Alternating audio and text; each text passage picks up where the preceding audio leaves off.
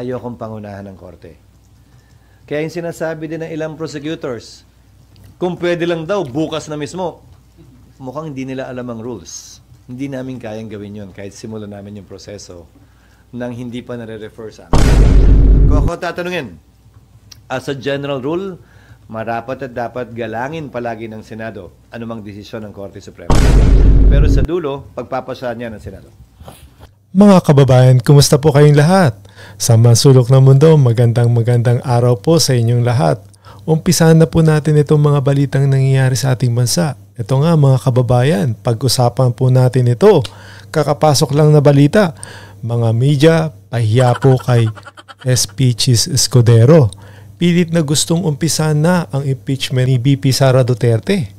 Bago po natin panoorin ang buong video mga kababayan, mag-subscribe po muna tayo sa ating YouTube channel para sa ating news update sa mga nangyayari sa ating bansa. Eto, panoorin na po natin ang buong video mga kababayan. Ang Senado na magbigay ng mga panukala para matalakayan sa plenaryo at isa-isang ipepresent yan sa plenaryo. Committee on Rules ang magrepresent yan. Didistinguish ko. Yung rules, Senate sitting as a plenary, as a Senate, ang magde-decide yan. Yung calendar, impeachment court ang magpapasa niyan. So yung panibagong sombrero na magpapasa nun. Si Sen Coco po ay help lang, not lead. Yes. He's the minority leader in a part of the Committee on Rules. Sabi ni Senator Vincent Limadjo, gagawa ng subcommittee. At kaya singot si SP Chis Escudero. May sipon ho yata Singot eh. Para gumawa ng rules, kailangan pa ba na Lahat ng ito ay pag-aaralan pa ng Rules Committee dahil sila nga magrepresenta eh. Pero nandun pa lang kami sa stage na lahat ng inputs kinukuha namin at ipapanukala namin sa kanila. At ang hihilingin ko sa Committee on Rules, ipresenta ito lahat sa plenaryo.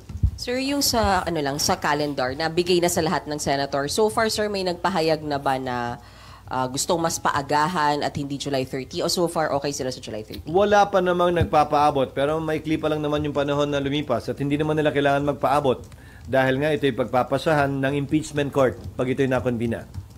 The calendar will not be approved by the Senate sitting in plenary.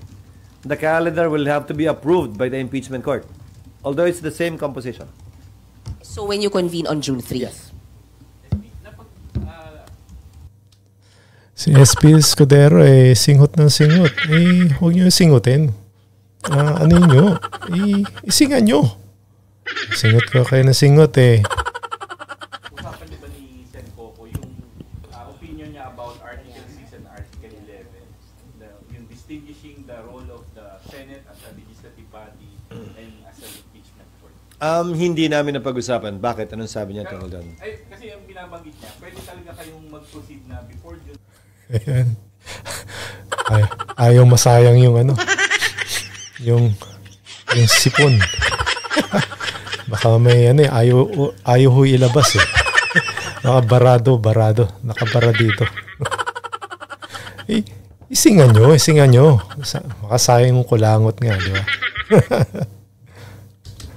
Since hindi nyo kailangan in session, dahil hindi naman kayo aakto na legislative body, basta impeachment body.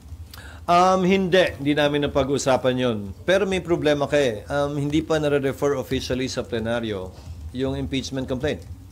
Tinanggap pa lang yan ng Secretary General ng Senado. Under our rules, officially dapat basahin yung impeachment complaint. Nung nakadaang panahon, majority leader ang gumawa niyan. Pero nung tiningnan namin yung rules ng Amerika kung saan binasa yung rules ng Senado, ang nagbabasa nun ay prosecution. Yung House prosecutors ang nagbabasa nun sa plenaryo sa Senado, sa Amerika. At yun ang direksyon na nais namin tahakin kaugnay nito. Dahil hindi trabaho ng majority leader na gampanan ng papel ng House prosecutors na siyang magbabasa ng reklamo o impeachment complaint sa plenaryo. So sa June 2, sorry Kuya. So sa June 2, ang magbabasa ng complaint sa plenary ay from House? Yun ang ipinapanukala namin at yun ang tila direksyong tinatahak na ngayon ng legal team upang sa gayon ay magawa ng formal ito. Dahil nga, kinopya natin yung rules natin sa Estados Unidos At yon ang kanilang practice. SP, but do you agree that your role, your hat as senator judges, hindi siya kasama ng legislative function nyo? Maliwanag yon, pero lahat ng impeachment na ginanap ng Senado natin mismo, hindi ng ibang bansa. Nagsimula ng in-session ang Senado, tumuloy kahit na nag-recess ang Senado. Hindi pa tayo nagsisimula ng in-session ng Senado. Yun ang inaalala ko kaugnay dyan sa mga panukalang umupo na lamang kami bilang impeachment court ngayon. Kapag kami misstep o mali kami dyan, may dagdag rason na naman na idemanda ang Senado. Hindi ako takot sa demanda, pero may dagdag rason na naman idemanda, umakyat, questionin, baka imbis na mapabilis, ng mga gustong mapabilis, mas lalo pang tumagal ito. Pero SP, Ayun naman pala. May balak. Gusto nila smooth. So, yan ho, may balak talaga. Di natin ho alam yan, mga kababayan. Di ba ho? correctly pointed out by Sen Coco, whatever happens naman, may aakyat talaga doon. May magpapile talaga. Pero hindi sa dahilan yan. May umakyat na nga eh. Pero hindi sa dahilan yan. Hindi na nga ako sang-ayon sa dahilan eh. Ba't pa namin dadagdagan? Wala pa nga kaming ginagawa, inakyat na kami. Kayo naman, di lalo pa pag may ginawa kami na medyo opinion lang ng isa, dalawa o tatlo. Titiyakin namin na anumang gagawin namin ay sang-ayon sa batas sa aming pananaw at hindi simpleng teorya lang na pwede nating gawin ito. Lahat naman pwede kung sa pwede lang ang pag-uusapan. Pero dapat may sinasandalang mas solidong basihan sa batas. And you told Sen Coco that... Hindi nga namin napag-usapan yan. No, I mean, the assumption that you have the backing of the majority. Sabi niyo daw sa kanya, tama yung assumption. Wala namang rason para isiping hindi. Dahil sa parte ng mayoriya, wala pa namang nagsasalita na tumututol at hindi sumasang-ayon kaugnay sa ginagawa ng Senado sa ngayon. Pero before that, sir, wala pa pong consultation with the other senators about the timeline. Ito yung konsultasyon. This is not written in stone. How many times do I have to say that? This is a proposal. Even the letter itself said it's a proposed calendar that the senators will approve when we convene. So, kumbaga mag-iintay lang kayo, SP, kung meron mang senators na magre-raise ng concerns about the proposed timeline. Or kahit erase nila, okay lang. Pagbobotohan naman yan at pagpapasahan pa rin pag nag-resume kami. Ulitin ko, kahit anong kapihan na gawin namin ngayon, hindi naman namin pwedeng i-carry yan. Kailangan pa rin formal na aprobahan yan pag nag-resume kami. So, hindi sinasabi ni Madjo na magkukonstitute ng subcommittee, hindi pwede mag-start without hindi ba nag-resume yun? Pwede naman. Wala namang problema yun. Pwede niyang gawin yun. Karapatan niyang gawin yun. May kapangyarihan siyang gawin yun. Ulitin ko, anumang pag-aaral kaugnay ng rules, dapat ginagawa na yan ngayon.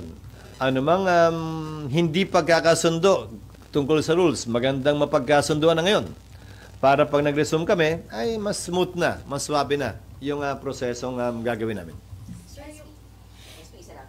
Yung pag-lead lang ng rules under kay Majority Leader Tolentino, wala kayo nakikitang problema since busy siya sa pangampanya? Ginagawa na nga namin sa ngayon eh. Ginagawa na ng legal team ng Senado sa ngayon. Ano mang gagawin ng Rules Committee, kausap ang sino mang resource person, it will just supplement whatever is being done already now. At sa dulo, pagsasama-samahin yun, tapos pagdating ng session, i-consolidate at ang magpe-present niyan ay Committee on Rules. So hindi nakakabagal na nangangampanya yung head ng rules? I don't think so because things are moving as we speak. Sir, si Sen Coco ba?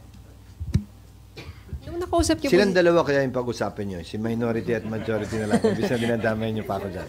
Sir, wala ba silang balak mag-usap na nga lang po silang dalawa na lang? Sir, nung Ayan o. Halatang halata ho na minamadali ho ng mga media. Itong usapin ito na pa-impeach si VP Sara Duterte. So, atat na itong mga medyang to. Siyempre ho, inutusan na to para, pilitin nyo na ito, pag-usapan. May utos na ho yan, mga kababayan. Hindi natin na ho kailangang kabisaduhin pa. Alam na natin yan, di ba? Usap niyo po si Sen Coco, did he already give you proposals sa mga gusto niyong amendments sa rules? No, ang pinag-usapan namin, ako yung nagpunta nung nakita kami nakita sa Marikina. Nangangampanya siya eh. So yun ang pinag-usapan namin, hindi namin napag-usapan. Ano? Mga sa gilid-gilid lang. Ano? Wala, ano ba sinabi? Mamaya na lang, kwento ko mamaya. Hindi naman pang quote eh. Sir, hindi sir soundbite lang kasi sir, di ba parang ilang beses Nagkausap na kami. siya Basically, ang nag-request? sinabi lamang niya, na pwede kong sabihin, na sinabi niya, ay opinion ko yung binigay ko at tila suportado naman ng mayoriya yung iyong posisyon. Sabi ko, proposal lamang yon, wala namang kailangan suportahan o hindi suportahan dahil proposal yon. Lahat to isa sa pinal kapag nakita-kita tayo pagdating ng Hunyo. Yung letter po kay VP Sara and kay House Speaker, na-receive na po ba nila? And may Malamang. initial na sagot, may sagot po bang kailangan doon? Or Walang just- kailangan sagot. Hindi rin nila kailangan i-acknowledge dahil if ever it was properly served at merong either return card yon o may affidavit of service yon. So hindi naman kailangan patunayan pa natanggap nila at hindi rin nila kailangan sagutin. Gusto lang namin maging transparent kaugnay sa lahat ng ginagawa namin. Ulitin ko, hindi kami takot mademanda, naman demanda harapin namin, pero anumang misstep ay susubukan naming iwasan hanggat maaari by being transparent at every stage of the process and being fair to all parties concerned. Kaya parehong panig ang binigyan namin ng kopya, hindi isa lang. SP, binabanggit po si Sen Coco, it's now up to the people. Favorite mo talaga yun. To pressure the senators. Yan, nakikita nyo ha, mga medyang yan, gusto talaga nila na pag-usapan talaga ang impeachment ni VP Sara Duterte. Talagang pinupusyo nila, di ba? Halatang-halata naman no eh, pero napahiya naman ho sila kay SP Jesus Codero.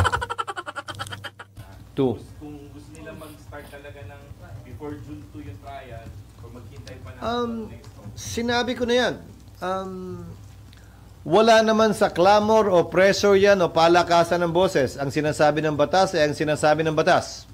Unless sabihan kami ng Korte Suprema sa mandamus petition na pending ngayon, ang sinasabi ng batas at saligang batas at ng Senado sa ngayon bilang sole trier of impeachment ang siyang mananaig at hindi yung gusto ng mas nakararami lamang bagaman ito'y labag sa batas.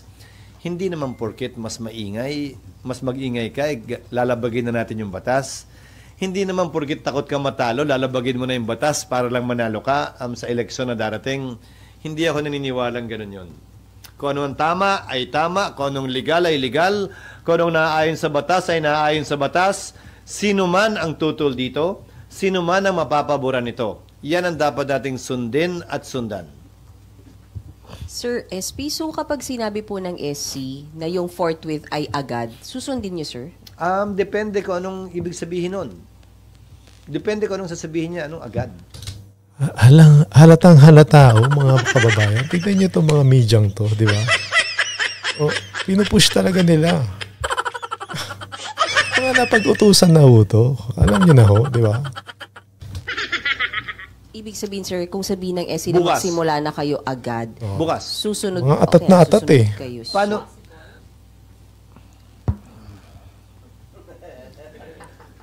Paano nila sasabihin? Ang sabi, trial shall forthwith proceed. Trial is the reception of evidence, admission of evidence by the impeachment court. Bukas, hindi namin kayang gawin yon. Dahil wala pang sagot ang nasasakdal. Wala pang reply ang prosecution. Wala pang preliminary conference. So anong i-order nila sa amin specifically? Ayokong pangunahan ng korte. O yan, narinig nyo na ho. Ayaw niyang pangunahan ng korte kung anong sasabihin ng korte. Wala pa akong order. Itong mga medyang to, talagang atat na atat ho eh, di ba? Halatang halata ho sila. Kaya yung sinasabi din ng ilang prosecutors, kung pwede lang daw, bukas na mismo. Mukhang hindi nila alam ang rules. yan. Hindi namin kayang gawin yun kahit simulan namin yung proseso nang hindi pa nare-refer sa amin. So, babasahin namin kung ano man yun. at pag-aaralan namin kung paano ito mapapatupad at kung kaya itong patupad. Ulitin ko, ng pang-apat na beses na, nagdesisyon ng Korte Suprema noon, nag-TRO sa Kamara, huwag niyong ituloy yung impeachment ni Chief Justice Davide. Nagbotohan ng Kamara, tinuloy pa rin nila. Nag-desisyon ng Korte, huwag niyong buksan yung foreign currency deposit account ni Chief Justice Corona. Nagdesisyon ng Senado, galangin natin, sundin natin. So, Senado pa rin bilang impeachment court ang magdedesisyon yan o Senado bilang plenaryo ang magpapasya ng bagay na yan. Kung ako tatanungin, as a general rule, marapat at dapat galangin palagi ng Senado anumang desisyon ng Korte Suprema. Yun, mga kababayan. Yan, buti. Napahiya talaga tuloy itong mga media na to talaga. Oh. Talagang, kailangan talaga sundin ang Korte Suprema. Diba ho? Mga kababayan, tama ho yung sinasabi ni SP Chis Escudero. So, magandang rules to. Diba? At medyo fair to talaga hindi ho talaga bias to si SP Escudero. So, ayun ang nakikita ko Pero hindi pa rin ho tayo sigurado kung ano yung mga binabalak nila. Yan, mga kababayan. Pero sa dulo, pagpapasahan niya ng Senado. SB, sorry, balik lang po ako on mining. Yes. Ilang I years, thank you. Ilang years na po yung pinapropose ng Senate on the extension ng Orban, sir?